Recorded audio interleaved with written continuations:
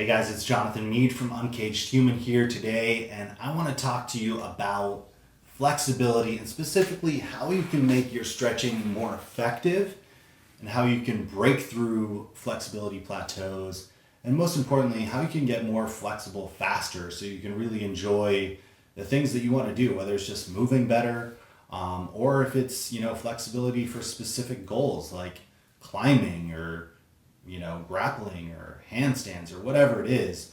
So I thought I'd make this video specifically because a buddy reached out from the Uncaged tribe and he was talking about how he's been, stretching for like 6 to 9 months almost every day and really not seeing much progress and not really getting much of anywhere.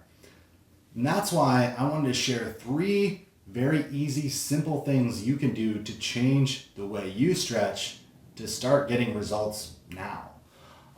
So what are those 3 things? Well, the first one is time. So what most people do, and we're going to use the sort of like wide leg straddle stretch as an example. Most people do is they get into a stretch and they're like, yeah, okay, here we go. Got the stretch. All right, cool, I'm good. And the problem with that is our body takes more time than just a few seconds to adapt. We need generally at least 2 minutes, is what the research tells us, for our body to adapt to the stimulus that we're demanding of it. So if I'm going to work on my straddle stretch, pancake, whatever it is you like to call it, I want to hang out here at least 2 minutes, and I want to be making sure while I'm doing that, I'm breathing deep into my belly and relaxing as much as possible. So I can breathe in, relax, and go a little bit deeper. Breathe in, relax, and go a little bit deeper. Now, the second mistake a lot of people make with their stretching is they don't have a very specific goal in mind. And I'm not talking about, an abstract goal that you might use your stretching for later. You might want to improve this stretch for climbing or getting your press to handstand or whatever it is, and that's awesome. But generally, when we're moving, our brains like to have goals in mind, like goals for right now. Because once upon a time, when we were moving, we didn't just generally do things in an abstract way, right? We didn't just stretch to stretch. Unless we're just waking up our body, then we might stretch, just for the sake of stretching. But for the most part, we were moving because we had to get from here to there, or we had to reach, to pick some fruit or nut or something off a tree, right? So we can take advantage of this with our stretching to make it more effective. Now I've got a couple different things right here. I've got a kettlebell, I've got a rock, and I've got a ball. You can use whatever you have around you. It doesn't really matter. But what you want to do is just find where you can go the furthest and then place that object just beyond it. So I'm going to place this. If I see that I can't get any further than this, I'm going to place it right here. And then I'm going to breathe, reach, and try to go a little bit deeper so I can grab the rock. Now I can play around with putting this all over the place. I could put it over here and try to reach this way. I could put it over here and try to reach that way. And that can be useful as well. A lot of times when we're stretching, we tend to do it in this linear fashion. And we forget that our body moves in 360 degrees. So adding a little bit more variety to a stretch can help as well. And, the main thing this helps with the targets is making sure you're stretching the right stuff. Because a lot of times people get into this position and they flex their back down and they get closer to the ground and they think they're getting in deeper into the stretch when all that's really happening is they're moving their back.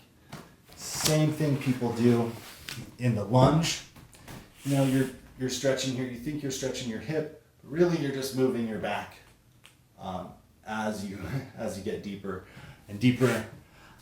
So we want to make sure we're stretching the thing that we mean to stretch, and that's why having a target can really help as well.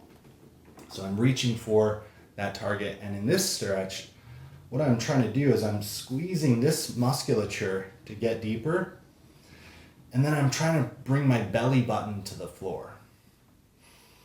So belly button to the floor and forward. That is the goal with this straddle stretch. The last thing that you want to do is create tension in the stretch. And this might sound weird because, in general, we're told that we should relax while we're stretching. And I think that's incredibly important. Those first 2 minutes while you're breathing and trying to go deeper, you should be relaxing into the stretch, and you should be trying to release tension throughout your body. And that's a great, beautiful thing. But if we want to own the new range of motion, we need to prove to our bodies that we can control that range of motion, right? So if I'm right here and this is the end of those 2 minutes, what I want to do is I want to press my heels into the ground, pull my belly button forward, and then squeeze all of this tissue right here and create tension.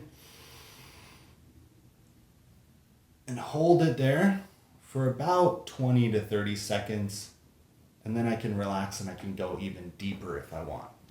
So creating tension in the stretch, it just sends a signal to your body that you are able to control that range of motion. And when you can control it, your body opens that up. It gives it the green light and says, okay, we're going to expand and give you a little bit more range of motion. So those are the 3 things that I recommend to help you get flexible much more quickly and break through those plateaus.